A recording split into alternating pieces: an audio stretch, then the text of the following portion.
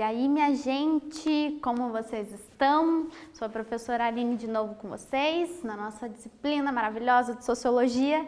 E hoje o nosso tema é Gênero e Interseccionalidades. Já começou com uma palavrinha difícil aí, né? Já estamos na aula 19, passou um tempo. Vamos lá, lembrar vocês do recadinho aqui de responder o exercício lá no Classroom para ganhar presença, exercício fácil, de boinha. Vamos lá então, relembrando que nas aulas anteriores a gente trabalhou as formas de combate ao preconceito, discriminação e intolerância, né? Então, primeiro a gente falou sobre cada um desses terminhos.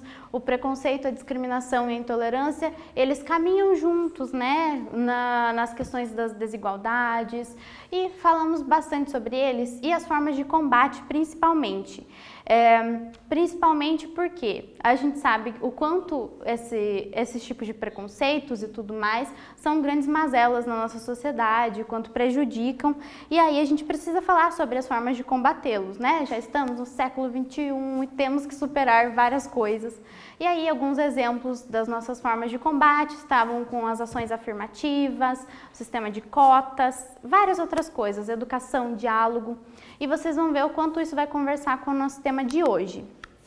Agora, entenderemos a noção de gênero e sua relação com a interseccionalidade. Já vamos chegar lá nesse terminho. Prestou atenção a esses dois conceitos? Eles possuem relação com o combate à discriminação e às desigualdades. Tá, então primeiro é bom a gente repensar aqui que a gente ouve por aí uma coisa chamada ideologia de gênero. Isso não tem nada a ver com o nosso tema de estudo na sociologia. Aqui nós estamos falando de gênero enquanto categoria de estudo para refletir sobre o papel social do homem e da mulher na sociedade. Tá? Então não se desesperem, não é um monstro, é uma coisa super importante para a gente debater. E aí eles têm relação com o combate à discriminação, por quê? As questões de gênero geram bastante relações de discriminação. E a gente vai ver. Gênero, então. Sua discussão emergiu na década de 1960 em um contexto marcado por transformações culturais que trouxeram à tona diversas vozes silenciadas pelos discursos hegemônicos. Crítica ao sujeito masculino universal. Exemplo, o homem é o sujeito, a mulher é o outro. Tá, então vamos lá. Principalmente a partir da década de 70, começaram alguns movimentos culturais na luta de direitos. E um deles era um movimento de mulheres e vários outros, né, reconhecidos como vozes silenciadas. Por quê? Porque as mulheres não eram ouvidas ou os negros não eram ouvidos na sociedade. Existia apenas um discurso que partia, geralmente, do homem branco, o colonizador e tudo mais. O que é isso aqui de o sujeito e o outro? A gente falou um pouquinho disso lá sobre, lá atrás, sobre identidade, lembram? E principalmente identidade cultural e tal, que algumas pessoas tinham uma visão etnocêntrica e o que era diferente da cultura dele, né? O outro não era legal. Então aqui pensem em sujeito e o outro pensando nisso. Se a gente tem uma nacionalidade, nós somos um sujeito e a gente vê outra nacionalidade como o outro, digamos assim. E aí, aqui acontecia mais ou menos isso. O sujeito sempre foi tido como homem e a mulher não era considerada um sujeito, mesmo estando naquela mesma sociedade, né, vivendo com pai, irmão, marido, a mulher era vista como outro. E ela mesma poderia não se ver como um sujeito, como outro. Vamos com calma para entender. Bom, alguns movimentos contraculturais, né, em defesa dos direitos civis, movimentos por direitos de mulheres, foram movimentos lá a partir da década de 60.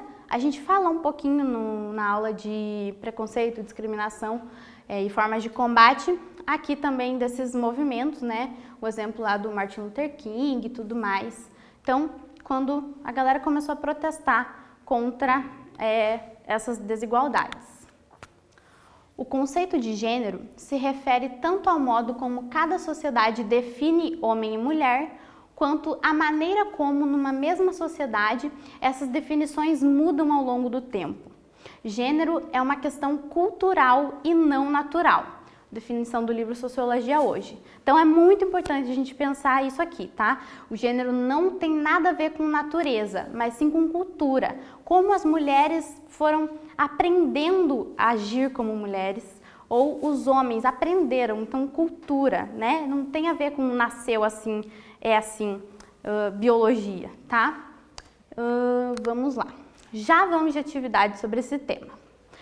Uma questão do Enem aí. Ninguém nasce mulher, torna-se mulher. Nenhum destino biológico, psíquico, econômico define a forma que a fêmea humana assume no seio da sociedade.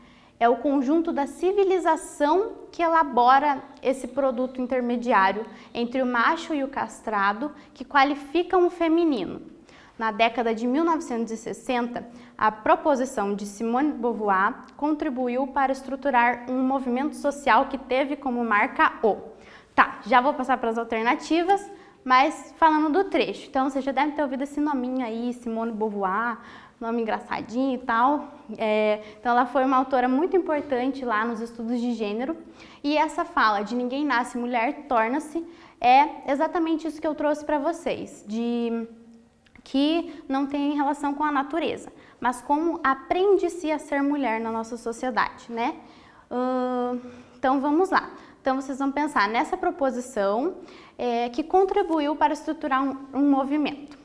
Qual movimento é? Analisem aí as alternativas e já voltamos.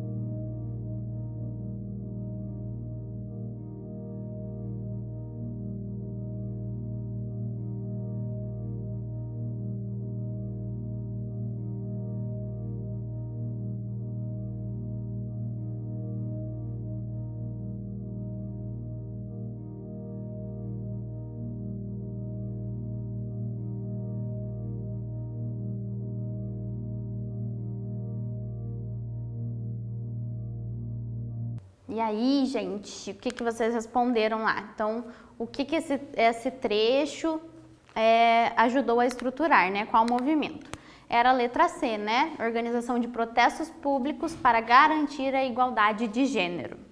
As outras questões não tinham muito a ver ali, pressão do poder legislativo, a gente falou sobre as manifestações, então é isso. Essas teorias de gênero fortaleceram aí os protestos públicos em busca da igualdade de gênero, né? Igualdade de gênero, então, ter os mesmos direitos, as mulheres terem os mesmos direitos que os homens, porque por muito tempo e até hoje a gente percebe que existe essa desigualdade em questão de direitos.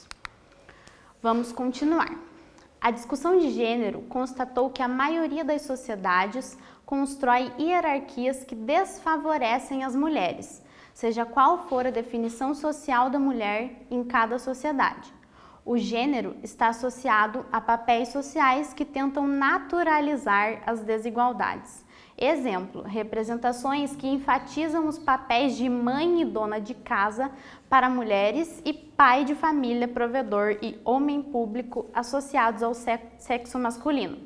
Então, vocês lembram lá também na aula de discriminação que a gente falou que as mulheres recebem menos que os homens porque uma das formas aí que tentam camuflar isso é quando numa empresa vão assumir um cargo maior, alguém vai assumir um cargo maior, escolhem preferencialmente um homem, ou mesmo na contratação, preferencialmente um homem, por quê? Porque tem esse preconceito, essa visão naturalizada de que a mulher é mais voltada às coisas domésticas.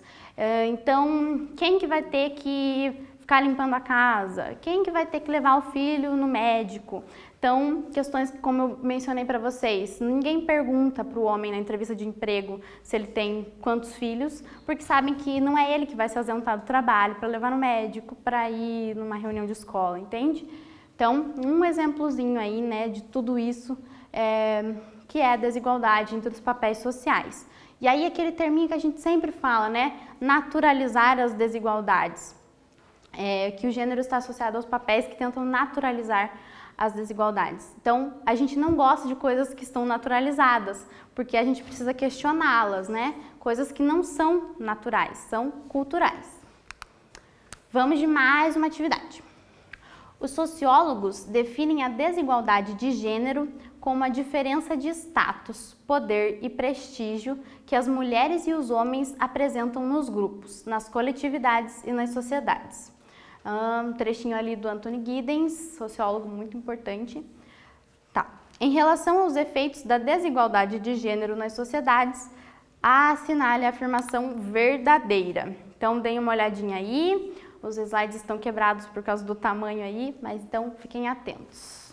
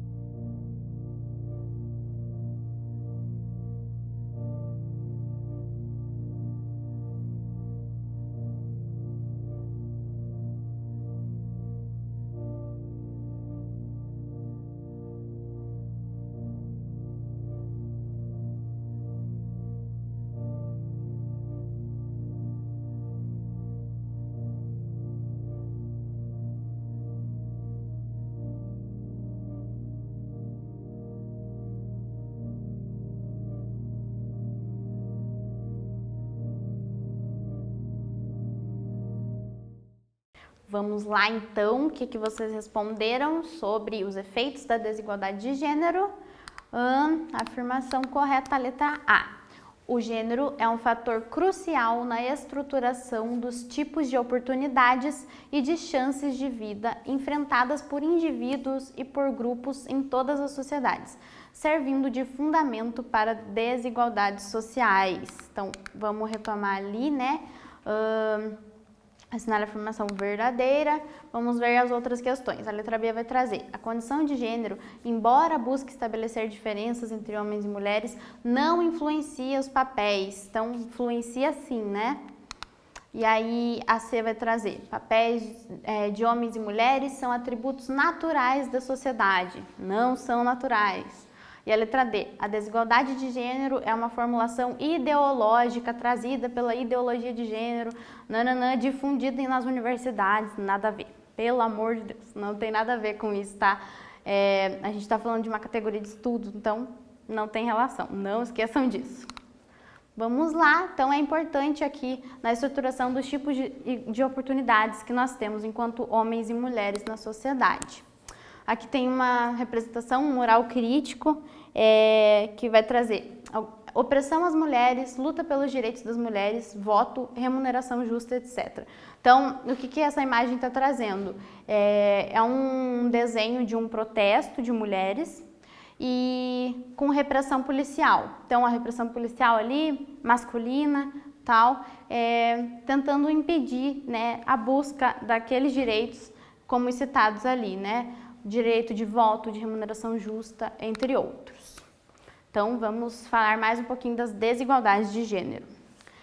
As mulheres conquistaram o direito de voto em 1932, mas não conseguiram ultrapassar o teto de 10% de deputadas federais. Então, enquanto os homens já tinham o direito de votar desde o começo da República, lá em 89, só em 1932 as mulheres conquistaram o direito de também poder votar no Brasil. Mas mesmo assim, por outro lado, não conseguem ultrapassar o teto de 10% de deputados federais.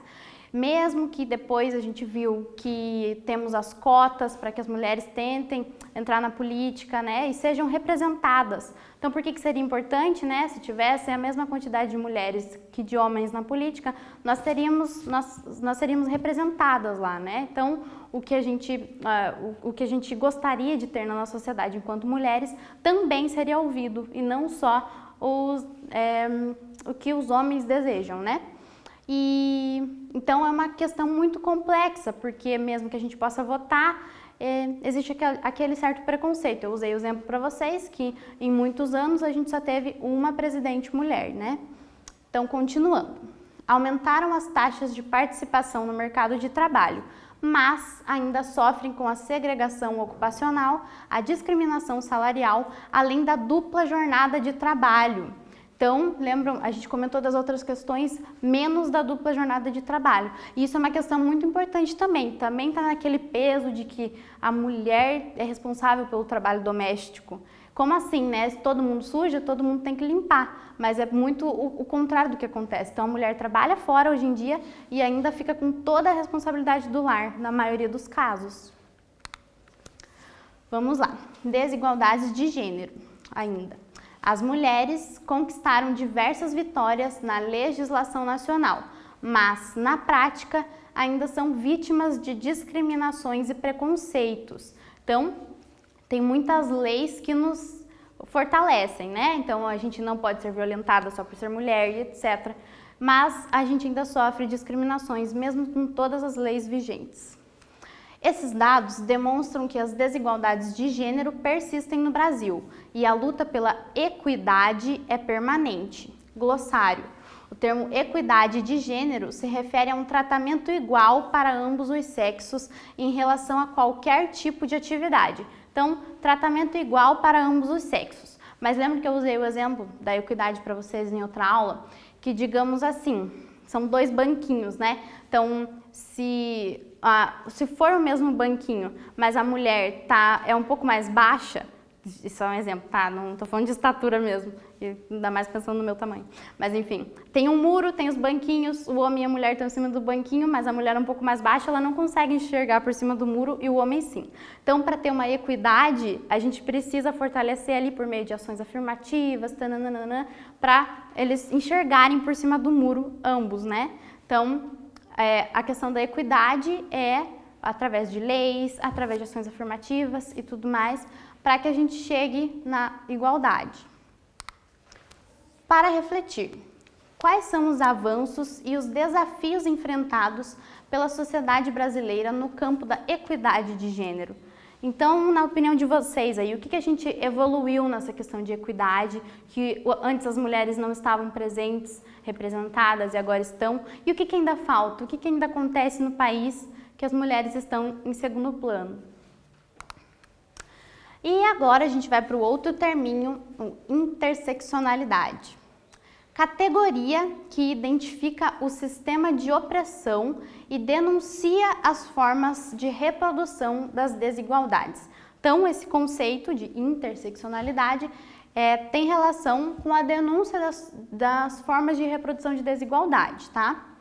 Então, ela refuta o enclausuramento e a hierarquização dos grandes eixos da diferenciação social, que são as categorias sexo e gênero, classe, raça, etnicidade, idade, deficiência e orientação sexual. Então, a gente foi para outros campos agora. A interseccionalidade não está falando só da oposição homem e mulher, né? Mas outras coisas entram em questão. Raça, classe, porque, por exemplo, uma mulher branca tem pautas diferentes de uma mulher negra, gente. Uma mulher branca tem diferentes pautas de uma mulher negra, assim como uma mulher rica tem diferentes pautas de uma mulher pobre.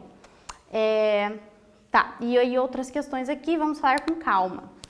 Existem variadas formas de discriminação de gênero e uma delas é a homofobia. O que significa homofobia? Termo usado para definir o preconceito e a discriminação contra lésbicas, gays, bissexuais, travestis e transexuais. Então, a siglinha lá do LGBT, que tem outras variadas ainda, LGBTQ, LGBTI, né? Porque são categorias, então, grupos, movimentos sociais que vão se integrando ali. Primeiro era só um movimento de gays, depois as lésbicas também entraram nessa pauta em busca das igualdades. Por quê? Por causa da homofobia, que prejudica muito, como a gente falou na aula passada, né? Vou matar alguém por causa da orientação sexual, a intolerância, lembram? Tá, vamos lá. A Constituição prevê, no artigo 3º, promover o bem de todos, sem preconceitos de origem, raça, sexo, cor, idade e quaisquer outras formas de discriminação. A homofobia é considerada crime. No entanto, as práticas não se limitam a sentimentos negativos, mas se materializam em discriminações, desigualdade no acesso a direitos, discursos preconceituosos e violências, atingindo as pessoas que não estão contempladas nas normas heterossexuais que regulam a sexualidade e o gênero na nossa sociedade. Então é aquilo lá de... Se você não é o padrão que espera, um homem cis branco sofre vários tipos de discriminações, branco e heterossexual, né? Então, é um discurso aí arraigado na nossa sociedade até hoje, que a gente tem tido avanços sim, mas ainda precisamos discutir muito sobre. Vamos de quiz. A interseccionalidade é uma categoria que? Então, analisem aí.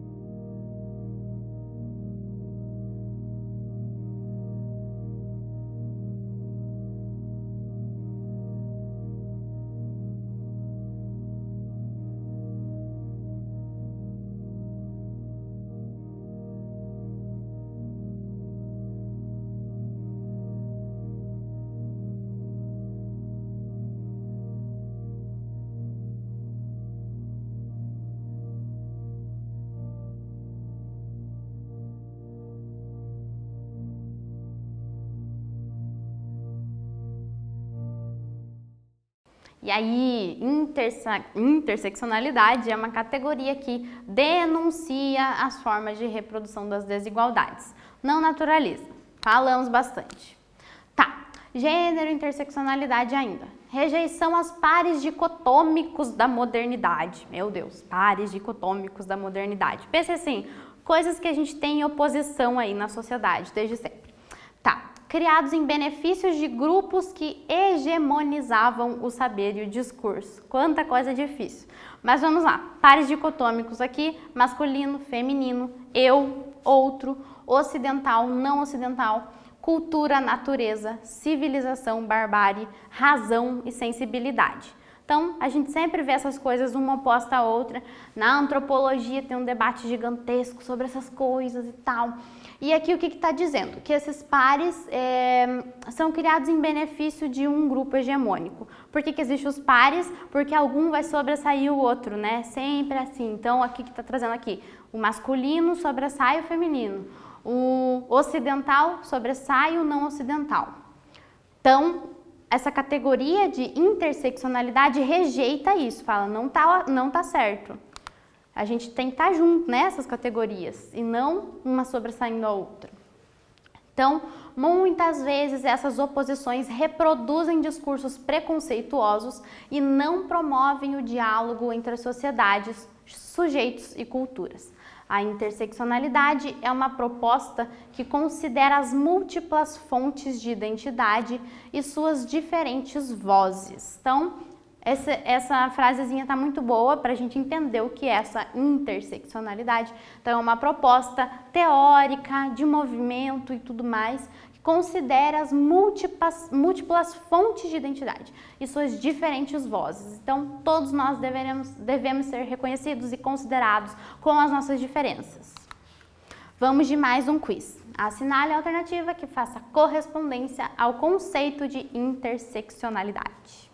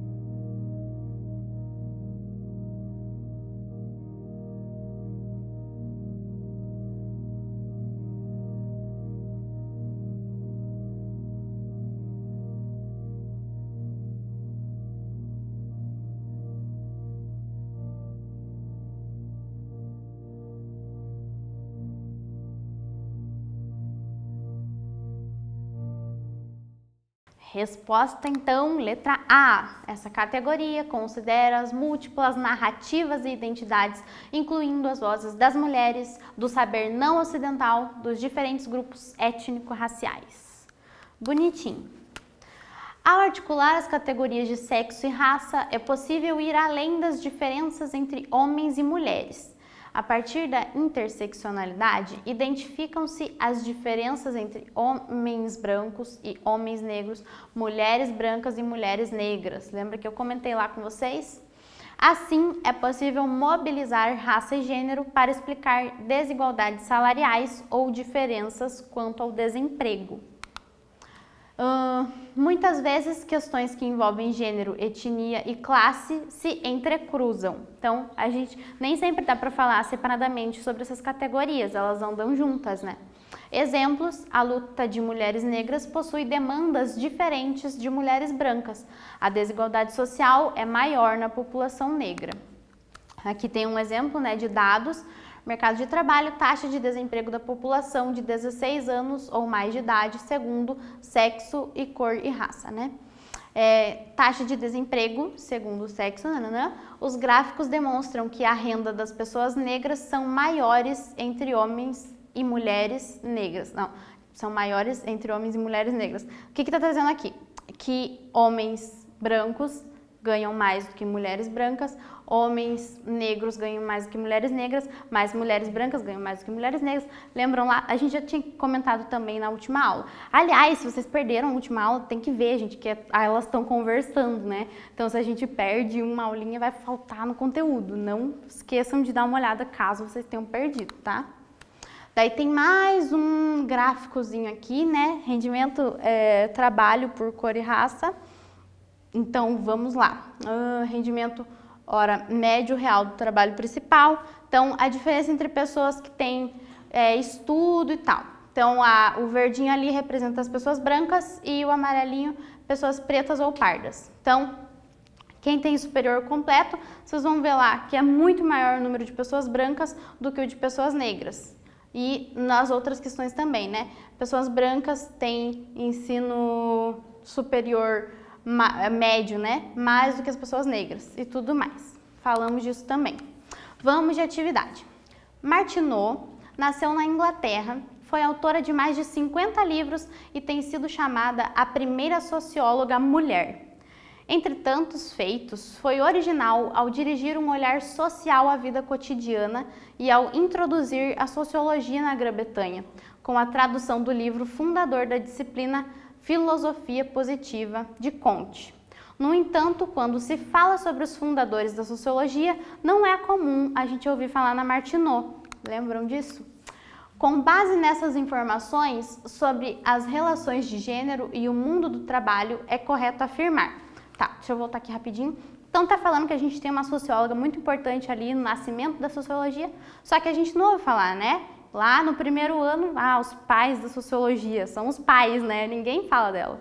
A gente fala do Comte, sendo que ela teve a mesma importância. Por que será, né? Então, qual é a afirmativa certa?